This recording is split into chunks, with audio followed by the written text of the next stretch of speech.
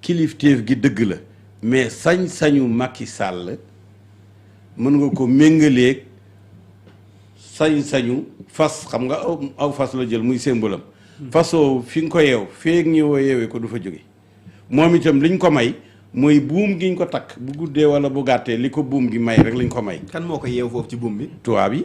France. waaw.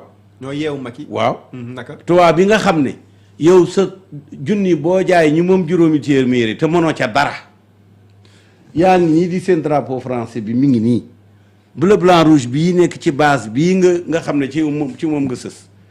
dafa nga ne dafi ñëw pour yow mi boo gaañoo ñu xeex ba ay tubaab dee pour yow. mais loolu bu boobaa moom moo yeewu boppam mais du tubaab yee ko yeew. déedéet kay. da nga xam luñ fa ñu ko leen di yeewee. mais waaw yeew bi du buum gooy gis nii amal ak dégg. maanaam ji nga tey am na solution bu ñuy def. dañ ko tënk waaw maanaam seex bi ba lañ koo seexal ba muy jiite taalibe yi. dañ ko yow ne ko sëñ bi lii la bañ yàlla lii bañ yonent bi lii la bañ alxuraan lii la doo njaaloo waatal ne doo njaaloo waatal ne doo naan sàngara waatal doo def nàngam mais ñoom itam dañ leen a waatloo ne duñ def lu may néewal doole lislaam ñoom ñëpp waat nañ ko. ñan ci. ñoom ku fi mos a toog fii ci Sénégal ci nguur gi rek waat nga loolu. waat na ni li njëkk a waat. mooy je jure que je préserverai les intérêts de la France. mais ñun waat bi ñu xam waat ci constitution sénégalaise bi la xanaa dafa am beneen livre boo xam ne sénégalais yi gisuñu ko. mais buñ ko gisul xam nga ki waat ñëw mën na laa wax ne waat na mën na laa ñàkk ne wax ne waat na waaye ñoom ñoom ñëpp dañuy waat ne ils jugent que ils veilleront sur les intérêts de la France te intérêt bu contradictoire ak bu France danañ ko xeex même bu dee intérêt sénégalais la 100 ans. mais Wade mi nga xam ni daanaka jële woon na fi base française yi est-ce que kooku waat na. mais xëy na loolu moo tax ñu jëlee ko fi aussi ki fi bëgg a jëlee base yi ñu jëlee la fi kii xamee ko ci moom ne leen del si leen daaj naa leen yokkal naa leen. te loolu lépp tamit kon day contradictoire bu fekkee ci dëkku diine nga nekk selon yow. non xam nga diine moom.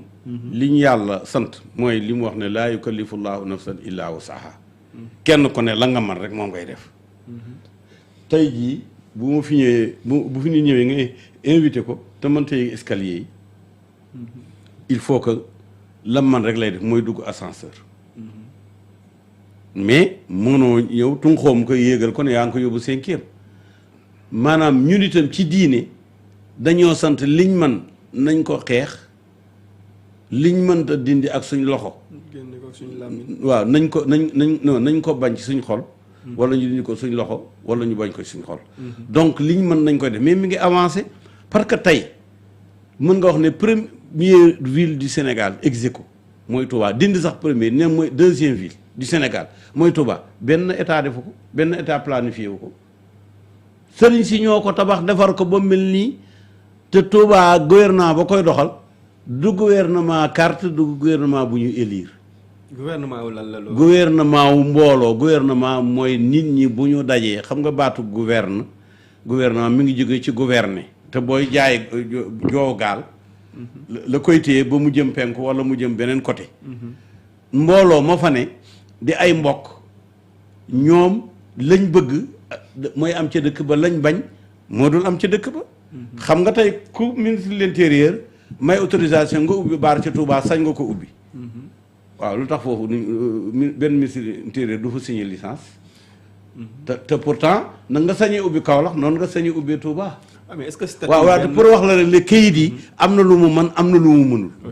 am sëñ Saliou dafa toog ñu tàgguñ ko sax ñëw tabax ay école ba ñu pare mu oo leen ne leen def ngeen lu baax daara yooyu nu mu toll njëg gi ñu ne nangam mooy am leen seen xaalis loolu ban constitution la ban loi la mais les lois ont leurs limites parce que les lois yi nekk Sénégal dañuy choisir d'avilir le citoyen mais le citoyen les ignore aussi loolu rek la.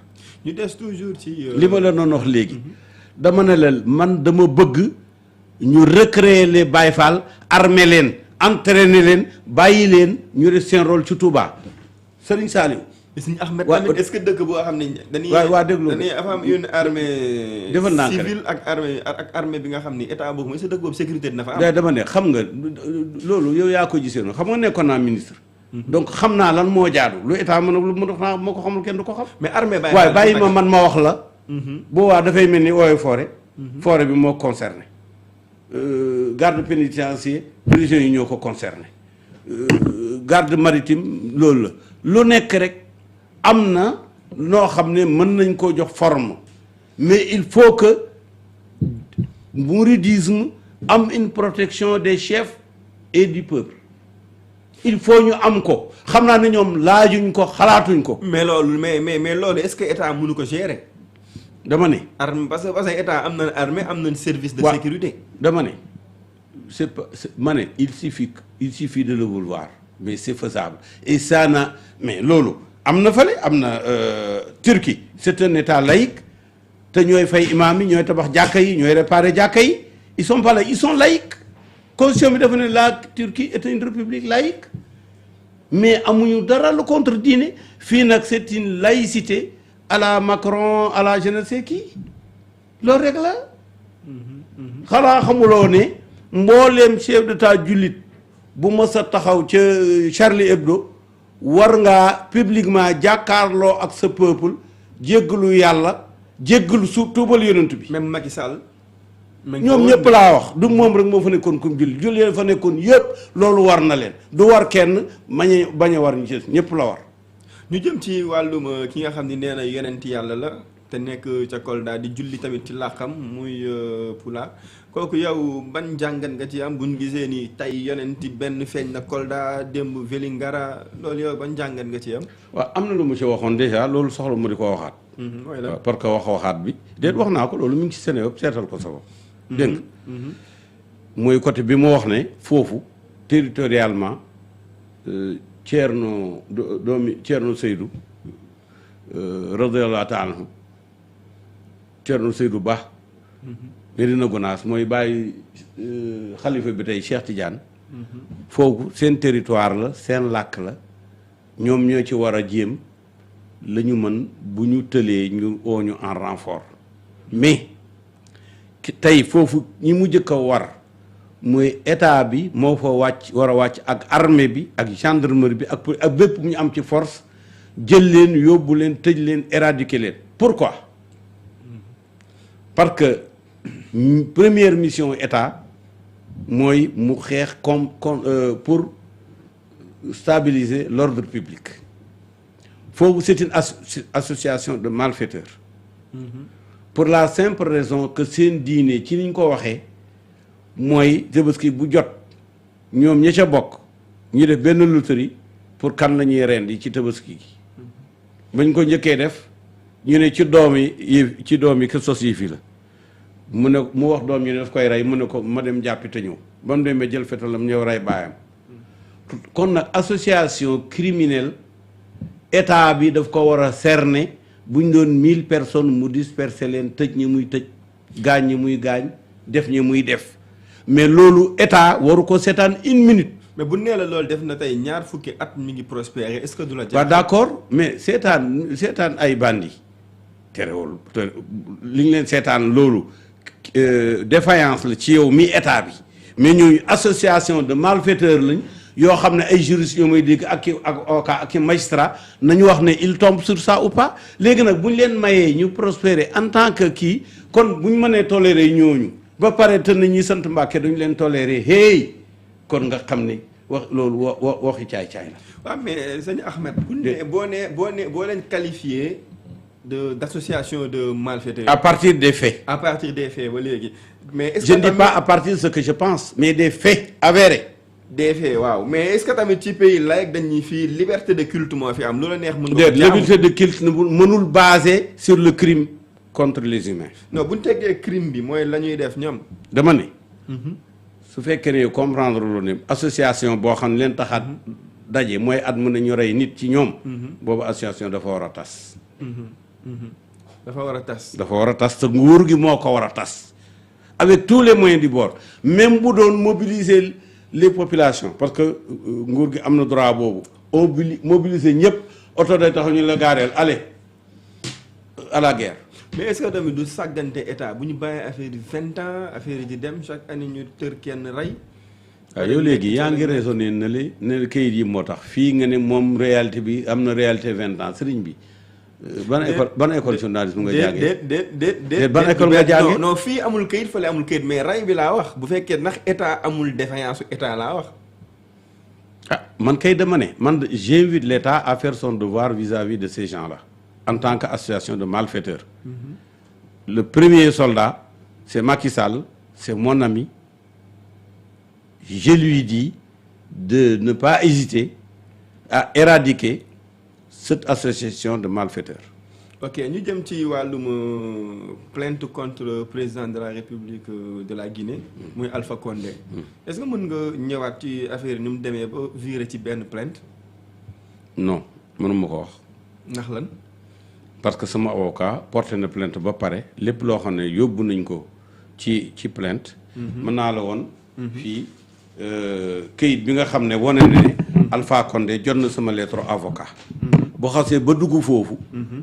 du ma ci wax rek damay violer le secret de l'instruction. mais du moom rek. kan ak kan la moom la. Sheraton. ak société ba comme moom. ak la Banque mondiale. division bi nga xam ne moo financé jusqu'à 60 millions de dollars pour ñu tabax ci suuf soo xam ne sama suuf la. ci kaw bâtiment yoo xam ne man maa ko tabax. parce que maa ngi ñoom ñoo ma jox arrêt de chantier pour ma arrêter. ne jot naa faa investir ay milliards. te am na rapport Caritas Veritas fii boo xam ne. constaté ne loolu bind ko ay rapport yu fi ne. léegi nag ñooñu buñ nemee wuy ji nga lii génn ci presse bi man génnewuma ko. sama avocat ca Paris. moom moo bind Condé bind ñi ci des. fan yi da ngay ne bind na yeneen bind di wax ñeneen ñi nga xam ne mu ngi leen di poursuivre te yëf yi am na ci lu nekk tribunal de Paris am na ci nekk tribunal de Londres am na lu ci nekk tribunal États-Unis te am na ci ñoo xam ne ci société bi nga xam ne maa ko moom principalement mais ñu am ci ay action ñoo xam ne ñoom ay américains lañ te demandé nañu mandat d'arrêt contre ki nga xam ne tey mooy ki nga tuddoon léegi. bu ñëwee Amérique ñu ne ko nuus def ko nañ defoon DSK xam nga DSK moo gënoon a fort parce que il est diplomate aux États-Unis il avait le même poids que le secrétaire général de l'ONU mais dañ ko waaw parce que ci biir affaire bi spoliation c'est un crime aux États-Unis te loolu spoliation la waaw mais yow ci biir dossier boobu gis nañ ni sans entrer dans le secret de l'instruction lan nga ci. non li ma ci wax ba léegi. mais lan nga non li ma ci wax ba léegi parce que rek laaj nga ko mënoon naa ni ñett rek mu yem foofu. mais wax naa la loo xam ne. loolu bokkagul secret de l'instruction. mais yow loolu lan nga ciy reprocher état Sénégal parce que gis nañ ni tamit. nee nga état sénégalais non seulement daf ma ci waroon a jàpp Guinée fii nangu seen alal yi.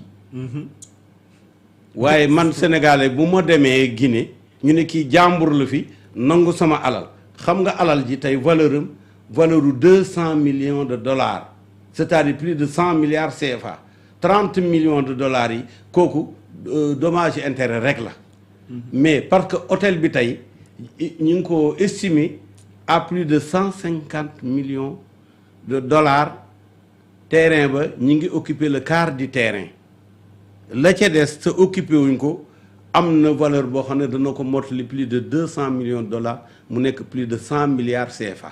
mais Ahmed am problème ak président. loolu nag defal naa ko Sénégalais yi ba ñu nekkee Congo ci jooju jamono boobu xëy na juddooguloo.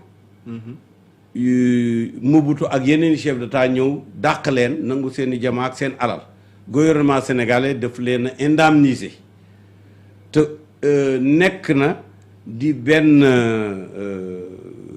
jurisprudence que état sénégalais def na ko defati ko pour ñoo xam dañu investir à l'étranger ñu jaay leen doole sama avocat dana bind le président de la République pour demander ko mu indemniser ma en tant que koo xam ne dafa investir alalam ci réew moo xam ne CEDEAO la buñ ko fa jalgatee ay mbiram nangu ko jaay ko doole gouvernement Sénégal war na cee wax c'est son devoir.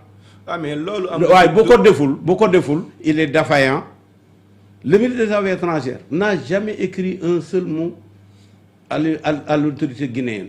L'ambassade du Sénégal en Guinée l'ambassade du Sénégal en Guinée on devrait brûler parce que amul benn njëriñ bu ñu nangulee Sénégalais bu jàkkaarloog moom 200 valeur 100 milliards mu di ko xool. mais cette raison la yow nga am problème ak Guinée pas ak Guinée sax ak président bu Guinée ñu nangu bien au Guinéen yi wala ñuy dem di taal ambassade Guinée. man sous prétexte nga amul njëriñ. loolu nga foog. loolu laa foog man. you're wrong. ma ko en anglais you're wrong. waaw vous vous trompez. loolu erreur la ci yow. L'État du Sénégal est responsable de tout, de notre santé, de nos biens, de nos investissements, les devoirs de l'État. mais ce problème mu Ahmed Khalifa Niass war na mën tax ñuy nangu bien wu Guinéen yi. déedéet kay alal jooju alalu sénégalais la. xanaa xamuloo ne la relation entre le citoyen et l'État est une relation d'héritage. xam nga tey bu ma dee woon état dafa may hérité xam nga loolu la xamuloo ko. dafay bokk ci ñi may doon. ki la war a doon nag am na lu ko war ci yow. mais ba ci créer benn. waaye dama ne certaine tension diplomatique entre yow da nga mel ni da nga limité ci wàllu xam la mooy devoiru état yaa ngi naan Ahmed Niass nay Fodé Ndiaye. non parce que problème bi. dama ne n'importe quel Sénégalais qui investit à l'étranger et qui perd son investissement sur une spoliation doit être indemnisé par l'État du Sénégal et l'État du Sénégal doit poursuivre l'autre État pour les biens du Sénégalais. mais est-ce que lettre d'indemnisation bi dugg na loo xam da nga ko bind soit l'État du Sénégal wala ministre des Affaires étrangères. lépp lu war a am rek mi ngi am li ci amagul mi ngi waaj a am. li ci am pare mi ngi continuer di am. ci dossier boobu. waaw. ok mais fu ñu ci toll ci tey. non xam nga itam fi ñu toll nag wax dëgg yàlla loolu liggéey avocat bi la mais mën naa la jox numéro avocat bi nga oo ko. waaw buñ paree émission bi nga jox ma woo. d'accord ok. ñu jëm ci wàllu sa njaboot la sax la ñuy wax muy Cheikh Niass génn na temps yi nee na léegi tout est revenu dans l'ordre ñu bëggoon xam boo ñu ci mënee wax tuuti. non moom waxul loolu dafa ne rek sama papa Ahmed Khalifa Niass moom moo yore famille bi. te loolu c'est tout à fait normal ndax bu doon mën maa dem sii di nekk fi mais moom itam moo war a taxaw sama famille. sama doom warul xiif warul mar warul ñàkk a jàngi. te sii di ne fi et l'inverse est vrai aussi. waaw famille bi moom mi ngi gérer correctement Walfadjri ci ni mu ko mënee. sama doom la di sama jarbaat ndax ki jur yaayam ak sama yaay ñoo bokk ndey ak baay frère et sœur lañ. sœur bi mooy sama yaay frère bi. mooy yaayu moo jur yaayu Cheikh donc de ce côté-là c'est tout à fait normal Sidi c'est mon frère c'est mon unique frère de même père et mère dund na dund boo xam ne li mu def lépp aw bàkk la lu ñuy bàkkoo la lu ñuy jëriñoo la lu ñuy rafetlu la te di gën di yokku jëmmam jógee fi du tere œuvre boobu sa consacré wu na ba pare ñun ñëpp même ñi nekk ay seex dañuy am ay points de vue quelquefois divergents parfois complémentaires. sama diggante ak Sidi nag c'est complémentaire moom musul nangoo franchir le pas de la politique dem na ba ci seuil bi nag ba mu dajalee nit ñi place de l'indépendance boobu bu nekkoon candidat dana saf mbaa mu jàll mais man mu bàyyee ma politique muy politique moom mu nekk l'observateur te nag l'observateur le journal ne peut pas être ami du politique en tout cas mënul yegg ak moom fenn fi mais soo c'est de la complémentarité léegi bi mu fi jógee tey njaboot gi yëpp man la yàlla def may seen baay Cheikh sama doom la ay magam samay doom lañ ay rakkam samay doom lañ ay yaayam samay soxna lañ te du ma fayir incha allah li ma fa war a def sama bopp laa ko defal utuma kenn xam ko du ma joxe montant du ma joxe lu ma fa def rek war na lu fa Sidi waroon Sidi rek tey man la war moom seede na ko mais mu xam ne ma sax bëgguma loolu ñu wax ko parce que yu fa biir famille xam nga gaw ma ne concerne nañu ñeneen bi ginnaaw bi Sidi génnee àdduna waxoon nga ni bëgg nga restructurer waat groupe Walfadjri loolu foo ci toll tey. waaw maa ngi koy restructurer avec mon fils mon fils Cheikh boo ko restructurer kon kan moo ko restructurer du man yow lan nga ci def. lan nga ci def ci restructuration boobu. waaw loolu nag wax dëgg yàlla Cheikh mën na ko wax man mën ma ko wax. kon yow sa koppar mi ngi biir Walfadjri jamono ji ñuy wax ni. mënumaa wax waaw mënumaa wax déet. mënumaa wax waaw mënumaa wax déet. waaw loolu la wax dañ cay toll nag. dañ cay toll. kon mën nañ ni Walf tey bu fekkee nit ñi dañ ni am nañ une certaine avancée Ahmed Khalifa Niass ci la bokk. bu amee avancé tey Cheikh doomi Ahmed Khalifa Niass moo tax. waaw Cheikh. ci ban doomi Ahmed Khalifa Niass moo tax. ci ban wàll la loolu. ci wàllum gestion wala wàllum xaalis wala. Cheikh daal li ci war daal mi ngi koy ci def li mu fi fekkoon daal mi ngi koy maintenir di ko consolider di ko avancer la. mais ñu ñëw tamit ci wàllum politique parce que Ahmed Khalifa Niass tamit am na casquette politique. ci débat bi ñuy waxtaan yi mooy suppression ville de Dakar. yow lan moo ci sa xalaat. ci sa casquette politique pas. non man nag wax dëgg yàlla man nag boo nee suppression ville de Dakar daal xam naa ne Allemand yi. jéemoon nañ ko indi ay bateau bombardé Dakar. loolu guerre la woon jamonoy guerre waaw loolu laa la boo xam nga loolu bu kon ñëw dañuy supprimer Dakar. supprimer wuñ ko bu keneen ñëwee bëgg a ko supprimer xëy na kooku supprimer wu mooy gën a yomb supprimer Dakar. Dakar nag am nay armeel te pare na pour absorber képp koo xam ne da nga ko bëgg a supprimer. mais pas suppression jël nit ñi tër rey mais ville mairie de Dakar la ñuy supprimer. waaw mais xam naa loolu mairie boo xam ne am na presque double centenaire. waaw xanaa la war a tax ñu di ko rendi di ko utal bàmmeel war nañu wax lan la. kon yow gisoo sens bi loolu. kon kay on ne veut pas de mairie à Dakar ok on ne veut pas de président de la République on va faire une république collégiale où il y a 50 présidents qui chacun prend 3 semaines et là pourquoi pas. kon yow tu es foncièrement contre. xam nga tubaab yi dañu ne avec des mi et des si on met Paris en bouteille. su fekkee dafa am ñoo xam ne seen gouvernance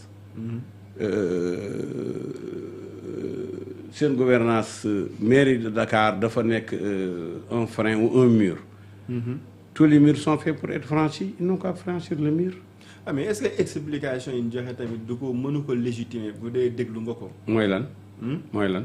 mooy que Dakar am na à un moment donné avant nekkul woon mairie mun nañ dellu si waat statut boobu mooy statut bi Dakar ne woon. nan lay changé. Dakar tuddee ko maire ak commune ak. leneen ak leen qu'est-ce que ça change. yow Mamadou nga tudd. Mohamed. waaw mooy Mamadou rek. bu ñu la nee Mohamed. wala ñu ne la Duudu. wala ñu ne la Alaaji Moodu Alaaji Mohamed. qu'est-ce que ça change yow rek la. man ji nga yooyu dafa suufi ba nga xam ne. xaw ma ñu ko xalaat. men seen xalaat daal vraiment rafetlu ma ko. est-ce que du pour politique tamit. d'accord mais politique itam wax dëgg yàlla c'est pas la grande poubelle. non. mais ama defoon nañ ko fi ak Sangalkam. mu jàll. mooy lan ñu ci ñàkk seen bakkan. mu ne mooy jamonoy Wàdd. defoon nañ ko ak Sangalkam. lan lañ defoon ak Sangalkam. mooy communauté rurale à commune. waaw ba am ñu ci ñàkk seen bakkan. non mais communauté rurale à commune du Sangalkam lañ ko toutes les communautés rurales du Sénégal sont devenues des. après l'acte 3. oui d'accord mais dama la bëgg wax ne yooyu ay kii la rek ay waasintooru jën la. kooku duñ ko sóoraale. waaw duñ ko ñulugaale. waaye ñulug nga gis ne lii kat wax dëgg yàlla daanaka coof la ndax ay waasintooru coof la ñu di ko togg. duñ ko yàq. Ahmed Khalifa est-ce que mën na ñëw ci projet bi nga xam ni cité la bëgg a def ñàkk ña seen. nga xam ni mën na ni dëkkam la. waaw dëkkam la de dul mën nañ ne dëkkam la. dëgg la li nga xam ne dëkkam la. dëkkam la depuis 45 ans. depuis 45 ans. est-ce que mën nga ñëw d'abord ci nan nga amee dëkk bi. waaw parce que lu toll ni dëkk ñu ne benn nit a ko moom. dafa xaw a nekk lu. dëkk yi nga fiy dégg yëpp ay benn nit a ko moom. waaw boo ñëwee Touba Sëriñ Touba ko moom mu ngi ko sos. waaw noonu nga koy toppee. comme boobu cité religieuse nga ko bëgg a def. cité religieuse. man cité rek laay wax cité nag. cité est faite pour que des religieux puissent y aller y habiter ou des non religieux yooyu yëpp parce que par exemple. ma jox la benn exemple. cité boobu du nekk jamais. du nekk à 100% benn diine wala benn tariixa. ñëpp am nañ droit dëkk fa. que ñu bokk ak borom dëkk bi tariixa ou non parce que ku ci ne yaa am sa titre foncier ci sa kër. ci loi sénégalaise ngay uyoo waaw mais bugguma mu nekk sans chrétien ou sans mouride ou sans Baye Fall ou sans Tidiane Tidiane 1 Tidiane 2 Tidiane 3 Tidiane 4 parce que fii këru Tidiane yi dañoo bëri waaw bugguma kenn manqué foofa bugguma benn ethnie manqué fa même rajo bii nga xam ne foofu mooy nekk siège bi rajo ba dañuy wax ci olof di ko wax ci pël ci séeréer ci joolaa ci mandeng ci soninke te mooy saraxolle yëpp la ñuy wax dañuy jàngale di itam ci mbooleem làkk yooyu te ña cay wax duñ leen laaj ci ban tariixa ngeen bokk ñëpp cay wax waaw kon nag loolu mën na nekk benn particularité ok waaw nee nga depuis plus de 40 ans. 45 ans maa ngi fa. depuis plus de 45 ans yaa ngi fa ñu bëgg a xam nan la acquisition bi demee. non acquisition ay tooloon rek ferme. ma am fa ay hectares yu takku. ma régulariser ko ba mu am bañ créer ko benn titre foncier de l'État jox ma ko en bail mu am droit réel di fa def la nga xam ne moo taxoon ma def ko parce que itam. sama baay dafa ma fi mës a indi en 1958. ne ma yow fii sa mission fii la nekk. ci Dakar. ba ma ko waxee objection yi ma am nag par rapport ak sori mbokk yi taalibe yi. mu ne ma doo wéet ndax ñe fële yëpp ci yeneen régions yi danañ ñëw fekk la fi wala seeni doom wala seeni jarbaat ñëppay ñëw nu ngi leen utal fu yaatu. loolu xalifa ñu sa ko waxoon ma di ko réaliser. kon mën nañu ni Sidy bi dafa ànd ak bénédiction xalifa Niass. incha allah te xanaa man sax fu ma nekk rek doy na bénédiction. ndax fu ma nekk. dëreetu yonent mu nga fa dëreetu Cheikh Tidiane nga fa dëreetu Alaaji Abdoulaye Niass nga fa. loolu nag fu mu ne te amul bénédiction xamal ne kon bénédiction amul fenn. macha allah est-ce que mën nañu xaar Ahmed Khalifa Niass dem dëkk ji ci Sidy bi dem féetewu ji foofu. fa laa féete. actuellement fa laa jógee ñëw fii ci yow. kon nekkatoo foofu laa non non fii am naa fi résidence secondaire. waaye sama principale résidence ñaaga ñaseen la mos di nekk. ba ma ko sosee ba léegi foofu mooy sama adresse. kon loolu moo tax nga dénkaane ni bés boo génnee àdduna. ñu def ma ñu def ma fa soxna si ma àndaloon. te mu jiitu ma. di sama ndey doom it. fa lañ ko def man lay xaar. Kaolack nag. Kaolack itam am nañu fa ne. tey ñaseen dañu am ñetti cité phare. Kaolack ca Léona Niassène. Medina Baye Niass. ak ci ñàgg Niassène. mooy Lac Rose. ñett yooyu benn triangle la. ñi mën a jàng triangle mën nañ koo gis. ñu ko mënta jàng mën nañ koo jàng. macha allah ñu bëggoon xam. tey sa dernier mot. non amul lu muy wax dernier mot man keroog ñëw naa fi wax. yéen a ma woon tey oo ngeen ma ñëw naa wax naa pourtant am na ñu bari ñu ma ñaan pour ma wax nanguwuma ko. mais yéen nangul naa leen ko ndax seen qualité émission. ak seen auditoire. ak sérieux ñi nga xam ne ñoo sosif yi te yor ko yor bu rafet. ak qualité journaliste yi fi nekk animateurs yi. ne duwul ko ma woo rek mu wuy. dëgg la en tout cas ñu ngi lay sant di la gërëm ci disponibilité bi. réactivité bi ak tamit franchise bi ci explication yi et tout. Sénégal daal mi ngi lay jaajëfal. bon yéen a ngi doon seetaan seen émission hashtag di joxaat rendez-vous àllarba bii di ñëw ak beneen invité.